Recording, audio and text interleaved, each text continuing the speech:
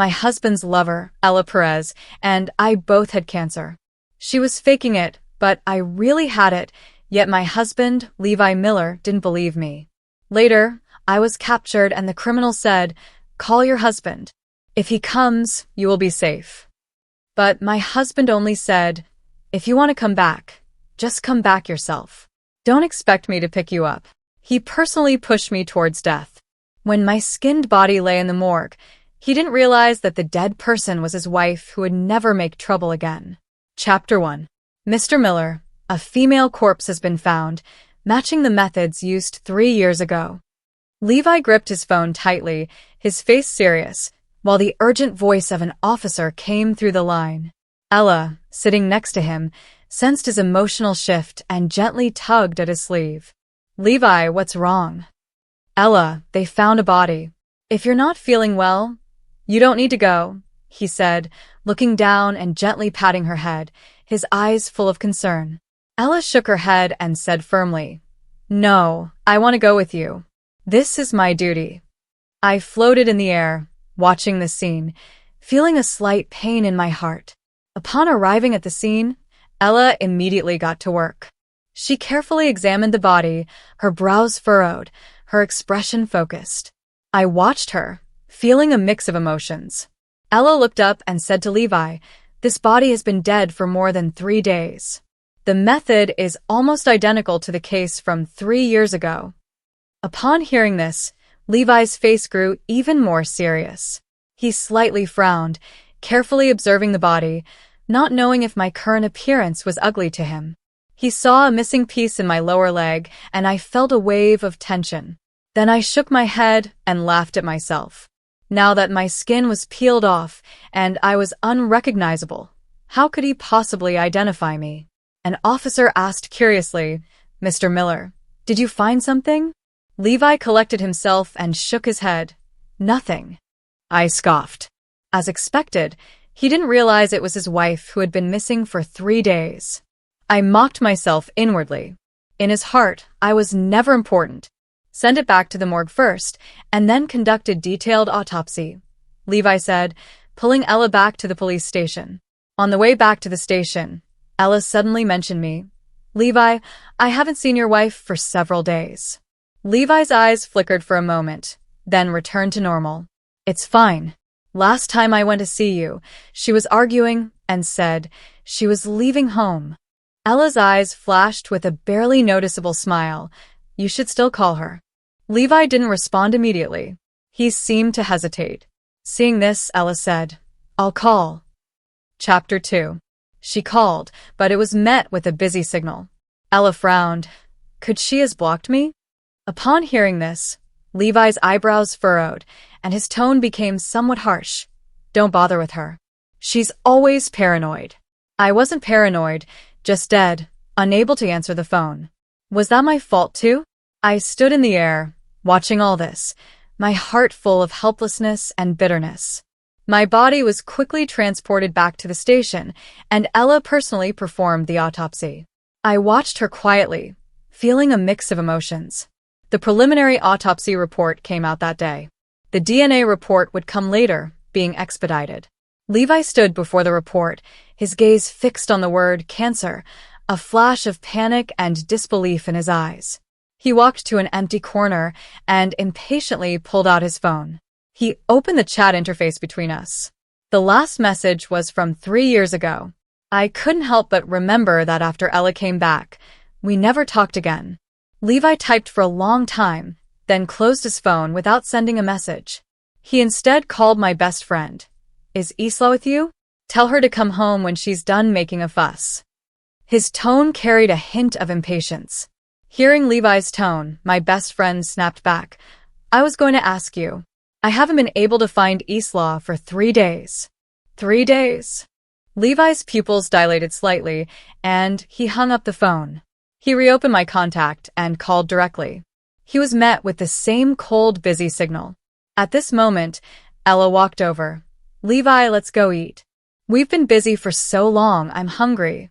Her voice was gentle and sweet, but Levi shook his head. "I still have things to do. Next time, okay?"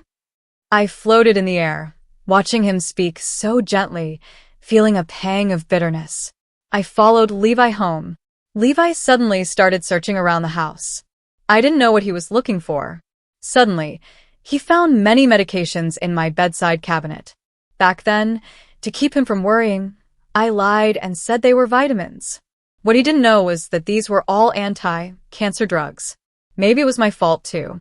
I lied so much that he believed it. The day I left home, I told him I also had cancer. But he said with disgust, "Do you even have to copy Ella in having cancer?" At that moment, I was disappointed. So, I didn't even have the right to have cancer. Levi picked up the medicine bottles and looked at them over and over again. As he read the labels, his expression grew worse and worse. Just then, Levi's phone rang. "Mr. Miller, Ella fainted again. She was just taken to the hospital." He froze for a moment, then pocketed the medicine and rushed to the hospital. I stood in the air, watching him leave, a wave of inexplicable sadness rising in my heart. Chapter 3. When Levi arrived at the hospital, Ella had already woken up, her face pale. He walked gently into the ward, placed the takeout box on the bedside table, and said softly, "You're awake. I brought you some supplements." He opened the takeout box. He picked up a spoon and then brought it to Ella's mouth. Ella slightly opened her mouth, letting him feed her. I stood in the air, watching the scene, and a surge of complex emotions rose in my heart. There was envy, jealousy, and a hint of bitterness. I once yearned for such care and tenderness, but reality let me down every time. I recalled the days when I lay alone in the hospital undergoing chemotherapy, and Levi knew nothing about it. I was afraid of hindering his work at the police station, so I always faced the pain alone. Sometimes, when I was hungry, I would just buy a piece of bread to get by. I never had such treatment. Watching Levi gently take care of Ella, the pain in my heart grew stronger. I was once his wife, his closest person, yet he gave this tenderness to someone else. After a few bites of porridge, Ella said softly, "I'm full." Levi picked up a wet wipe, gently wiped Ella's mouth, and tucked her blanket in. He got up to leave but was grabbed by Ella. "Wait until I fall asleep before you go, okay?" Ella's voice carried a hint of pleading. Levi looked at her, hesitation flashing in his eyes, but he eventually nodded and turned to sit down. I stood aside, watching their interaction, feeling a mix of emotions. Watching Ella's fragile demeanor, a surge of contempt rose in my heart. She held Levi's hand as if she were afraid he would suddenly disappear. Was she really that pitiable? No wonder Levi was willing to stay with her, to be by her side. Unfortunately, I knew Ella's true nature. Beneath her seemingly harmless exterior, she hid cruelty and ruthlessness. She didn't kill me with her own hands, but after I died, she slowly peeled my skin away. Watching her treat me like a piece of art was something I could never forget. Suddenly, Ella woke up as if from a nightmare. She tightly grabbed Levi's hand. "Levi, I had a nightmare. Am I going to die? I'm still scared the cancer won't be cured." Her eyes were red, and tears kept falling onto Levi's arm. Levi looked at her, his heart full of pity and helplessness. He held Ella tightly in his arms, wanting to comfort her. A sly look flashed in Ella's eyes, as if she had noticed Levi's thoughts. "Levi, have you contacted your wife?" "You shouldn't stay with me. Go find her," she said, her voice filled with urgency and concern. Upon hearing this, Levi instinctively reached for his pocket. He felt the medicine bottle and clenched it tightly. His mind was in turmoil. "Don't worry about her. She'll come back," Levi said, his voice filled with irritation and impatience. "You sleep first. I'll go ask the doctor about your condition," Levi said as he got up and left the ward. Ella watched him leave, a smug smile forming on her lips. Levi left the room and found the doctor. Surprisingly, he didn't ask about Ella's condition but instead took out the medicine bottle from his pocket. "Doctor, please check this for me." "What medicine is this?" His voice carried a hint of nervousness and anticipation. The doctor took the bottle and looked at it, his brows furrowed. "This is anti-cancer medication." His voice was calm and serious. Levi's body shook violently upon hearing the doctor's words. he asked, his voice trembling. Anti-cancer? Are you sure? A wave of inexplicable panic and unease surged in his heart. The doctor nodded and looked at the name and dosage on the bottle. Isn't this Isla's medication? She didn't come for her chemotherapy yesterday, and no one answered when I called. Who are you to her? The doctor asked in confusion. I'm her husband. Levi's voice was low and hoarse. His mind was in turmoil, as if something inside him was collapsing. Hearing this, the doctor frowned even more. She came for chemotherapy so many times, and I've never seen you here. You should be more attentive to your wife. Every time she came alone, she had to buy a piece of bread to stave off hunger. You're so neglectful. The doctor's words pierced Levi's heart. Levi stood there, seemingly deaf to everything. His mind was in chaos, with images of Isla alone in the hospital for chemotherapy surfacing in his thoughts. His heart ached with each thought. Levi's phone suddenly vibrated, breaking the silence. He absent-mindedly answered the call, hearing the urgent voice of an officer. Mr. Miller, the DNA results are out. Come to the station quickly. He stood up abruptly, not bothering to inform Ella, and quickly rushed out of the ward, running towards the police station. As he ran, a strong sense of unease surged within Levi. He felt as if something was gradually out of his control. Pushing open the door to the police station, he found the room dead silent. The officers' expressions were solemn as they cautiously handed him the report, each of their gazes filled with pity. Why are you giving it to me? Just tell me who it is. Levi's voice trembled. He tried to maintain his composure, but his inner turmoil was evident. The room remained silent. No one answered his question. The officers avoided his gaze. One officer gathered the courage and said weakly, Mr. Miller, you'd better look for yourself. Levi opened the report. His eyes fell on my name, and his hands suddenly trembled. Chapter 4. Levi opened the report, his eyes falling on my name, and his hands suddenly trembled. In an instant, his eyes turned red, and tears welled up in his eyes. Test it again. There must be a mistake, he roared, his voice filled with despair and unwillingness. His hands trembled even more as he held the report, as if he couldn't bear this cruel reality. Mr. Miller, we've tested it. It's really your wife. The officer's voice was low and firm, each word piercing Levi's heart. At that moment, Ella walked into the police station. She heard the heartbreaking words, and her face instantly turned pale. She covered her mouth and couldn't help but cry. How could it be her? It must be a mistake. Ella's cries echoed in the station, her body seemingly losing support, about to collapse. The officers quickly ran over to support Ella, trying to comfort her. I floated in the air, coldly watching Ella's performance. Her tears and cries seemed so fake and ridiculous to me. Such acting skills are wasted if not used in acting, I thought. Ella, supported by the officers, walked up to Levi. She tried to hug and comfort him, but Levi pushed her away. His gaze was empty and desperate, as if his entire world had collapsed. Levi suddenly remembered something and quickly looked for his phone.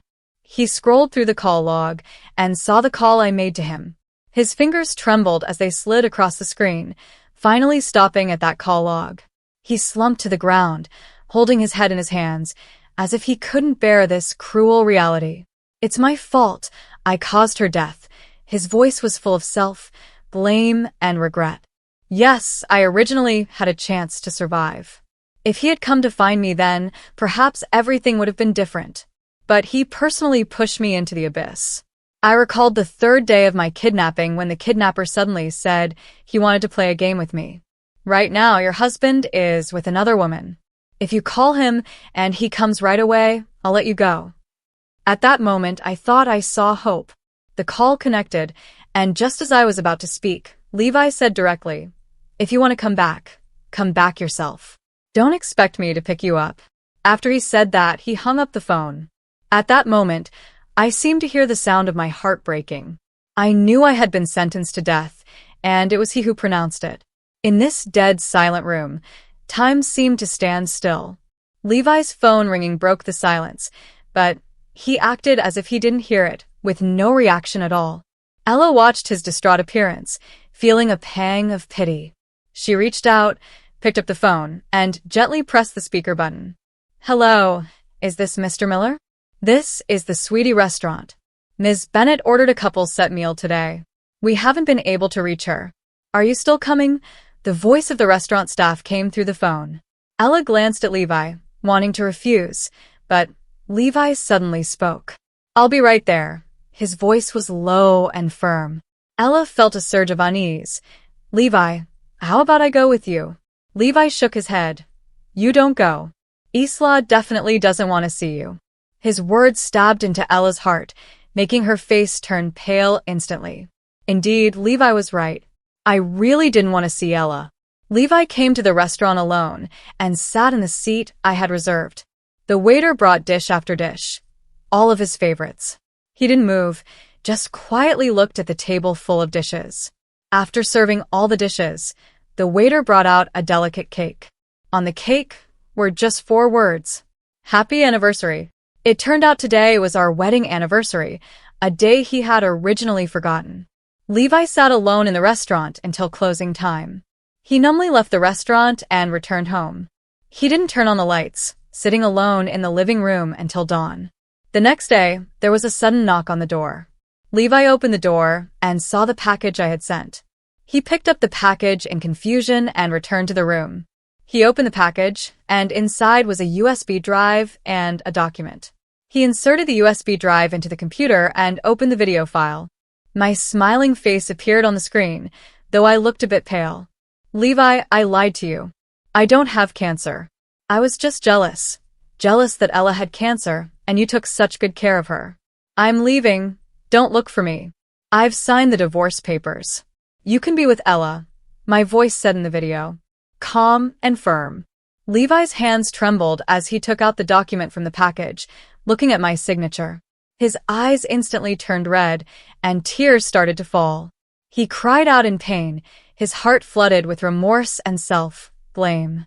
He regretted not discovering my lies earlier, regretted not being by my side when I needed him the most.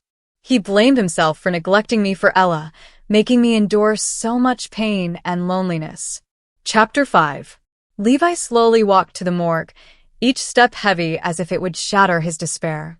He sat beside me, quietly looking at me, his eyes filled with endless sorrow and self-blame. He sat for a whole day, as if trying to etch my image into his heart. He reached out and gently stroked my cheek, as if trying to wake me from my slumber. His fingers slid gently across my face, intensifying the sorrow in his heart. "Isla, why did you leave me?" His voice was hoarse and low, filled with endless sorrow. He looked at the wound on my calf, the place where he once took a bullet for me. He remembered the danger of that moment and my determination to take the bullet for him. "I should have protected you, but I failed." His voice was filled with self-blame and regret. During this time, Ella came many times, each time gently urging him to leave. Levi remained silent, responding to her concern with silence. It wasn't until Ella fainted again that Levi reluctantly left. He carried Ella, rushed her to the hospital, and then sat silently in the corner of her room, keeping watch. When Ella woke up and saw Levi sitting beside her, a glimmer of joy flashed in her eyes. She said softly, "Levi, don't worry, I'll help find clues. Your wife died so tragically, we can't let her die in vain." Levi shook his head and said coldly, "You should rest. Every time you faint, I have to take care of you. Don't make things more complicated." Ella's face turned pale as she listened to his words. She had never seen Levi treat her so coldly before, and a sense of unease and loss gradually spread in her heart. She wanted to continue persuading him, but Levi's next words left her speechless. "Besides, I don't think Isla would want to see us together." Yes, I really didn't want to see them together. But now that I'm dead, whether they're together or not doesn't matter to me anymore. I watched them coldly. Back at the police station, Levi gathered everyone for a meeting. His gaze was firm and cold, determined to catch the killer and avenge me. "Let's transfer a forensic doctor from the other team. Ella isn't feeling well, so she won't take part of this case." His voice was calm and resolute, as if he had buried all his emotions deep inside. Soon, a new forensic doctor came to assist with the autopsy. I watched as my body was dissected, and the button in my stomach was discovered. That was the button I pulled off in shock when I saw Ella breaking free from my restraints to grab it. I secretly swallowed it. It was the only clue I could leave behind. I watched all this quietly, my emotions too complex to describe. I wondered how Levi would feel when he discovered this button belonged to his childhood friend. Chapter 6. As expected, Levi's keen instincts as a detective made him quickly realize he had seen this button somewhere before. His brows furrowed, and an inexplicable tension rose in his heart. He stared at the button, carefully observing it, as scenes rapidly flashed through his mind. Suddenly, his eyes lit up, as if he had thought of something, and he dashed out of the morgue like a madman, heading straight for the hospital. At the hospital, Ella was still lying in bed. Seeing Levi return, a hint of a delighted smile appeared on her face. She didn't notice Levi's eyes darting to her clothes, as if looking for something. At that moment, a storm was raging in Levi's heart. He stared intently at the missing button, his whole body beginning to tremble. He knew this button was likely the key to unraveling all the mysteries. "You rest well." Levi tried to keep his voice calm, then turned and left the ward. He returned to the station and secretly gathered a few trusted officers. "The button in Isla's stomach belongs to Ella." Levi's voice was low and firm. "I need you all to take turns monitoring her, but don't let her find out." He told the nearest officer, "Go find all of Ella's records. I need to see them." Every word revealed his determination and resolve. The officers acted quickly, soon gathering the information and reporting it to Levi. As the information deepened, Levi's expression grew more and more serious. He realized how foolish he had been, tricked by a woman all along. Especially when he saw the hospital records, he fell into deep remorse.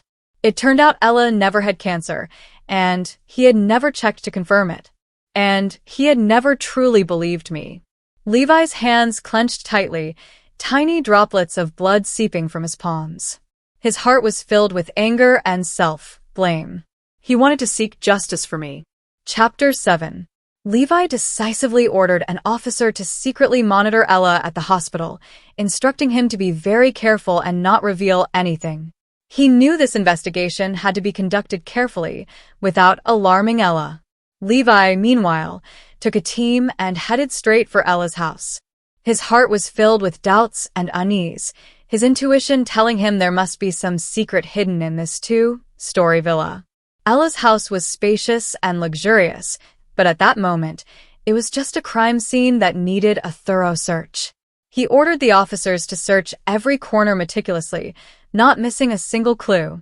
After a thorough search, they found no valuable clues. Levi couldn't help but doubt his judgment. Am I really wrong? He knew that he must have missed some important information. He closed his eyes, trying to recall scenes related to the house, attempting to find any clue. Suddenly, a flash of inspiration hit him, as if he had thought of something. He opened his eyes and quickly walked to the doghouse. Looking at the empty doghouse, he was sure it had another use. Thinking this, he crawled in and searched carefully. Sure enough, in the corner of the doghouse, he found a hidden switch. He pressed the switch, and the floor of the doghouse slowly moved, revealing a secret passage to a basement. Levi led the officers into the secret room. In the center of the room hung 2 human skins, a horrifying sight. The more timid officer was so scared that he kneeled down.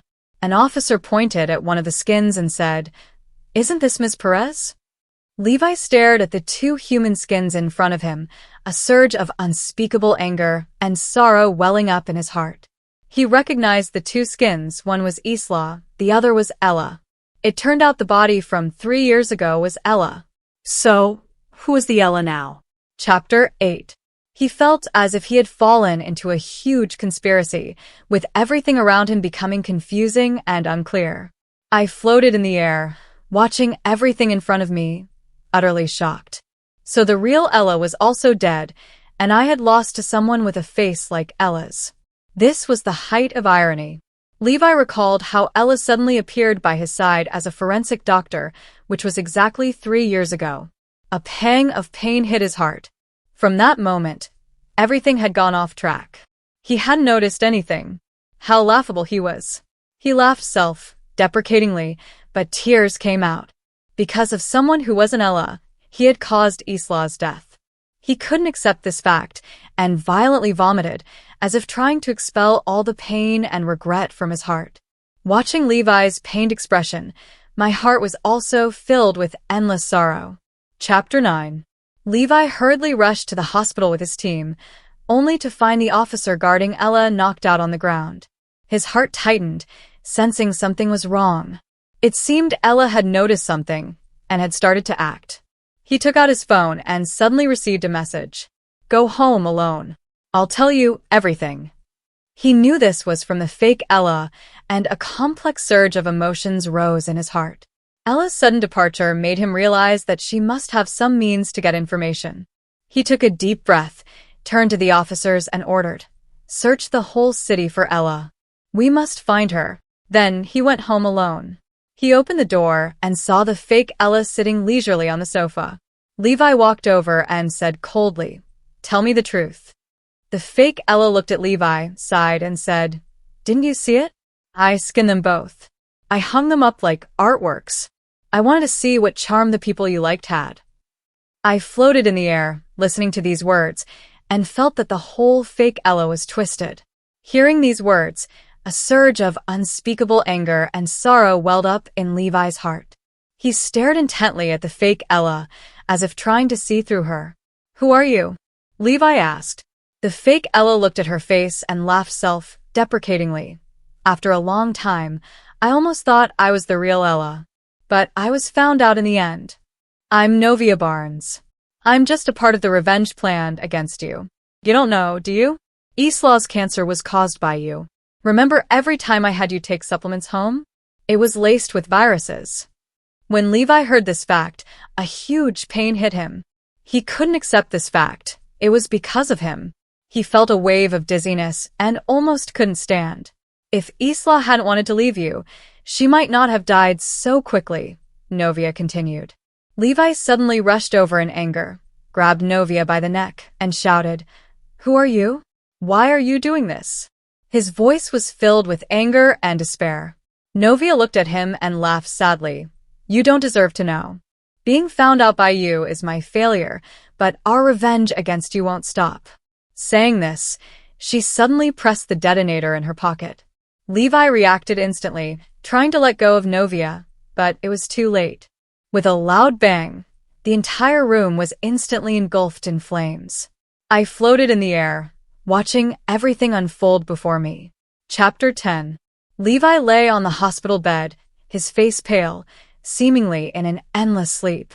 Every day, nurses would come to check on his condition and record the slight changes in his vital signs. Though his body was still there, his soul seemed to have drifted to another world. Then one day, I saw Levi, like me, his soul separated from his body, floating in the air. I was stunned. When he saw me, his eyes lit up, and he floated over like a madman, trying to hug me. How could we, both in spirit form, embrace each other? "Isla, please don't leave."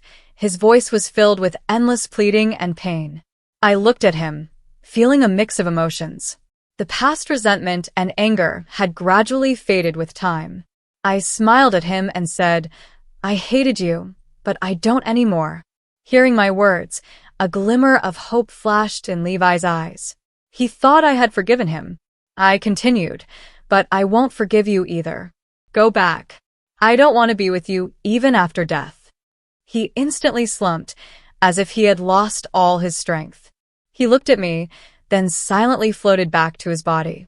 The heart monitor suddenly beeped, and nurses and doctors rushed in. Seeing Levi awake, they showed expressions of surprise and joy. I felt the restraints on me suddenly disappear, and I could finally leave this place. After waking up, Levi stared blankly out the window. He knew he didn't deserve to die yet. He still needed to face and uncover that huge conspiracy. He needed to seek justice for me and the real Ella, and bring those behind it to justice. As for me, I lied once more. I wanted him to live well.